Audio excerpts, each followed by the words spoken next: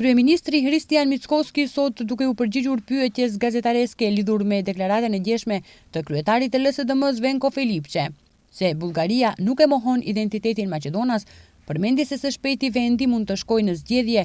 ku sipas tij në këto zgjedhje LSDM-ja do të marginalizohet. Do dobrata vest është na bërgu, kemi izbori. Por lajmi i mirë është se së shpejti do të ketë zgjedhje. Pas atyre zgjedhjeve do të ndodhte partia që ai udhëheq të marginalizohet dhe unë shpresoj që edhe ai, edhe të tillët si ai, përgjithmonë do të zhduken nga politika dhe të vinë njerëz që e duan dhe e çmojnë atë dheun e tyre. Nga ana tjetër, sipas një komunikate të BDI-s, Bujar Osmani nga Brukseli alarmoi se po realizohet një plan i përgatitur dhe i organizuar për anulimin e marrëveshjes së Ohrit, plan që sipas BDI-s veçmë ka rënuar shtyllat kryesore të saj duke lënë vakum dhe pa parashikueshmëri serioze që lehtë mund të keqpërdoret nga palët e treta, si dhe foli për nevojën urgjente për tejkalimin e bllokadës në procesin e integrimit evropian, veçanërisht duke pasur parasysh momentumin e zgjerimit dhe progresin e arritur nga Mali i Zi dhe Shqipëria.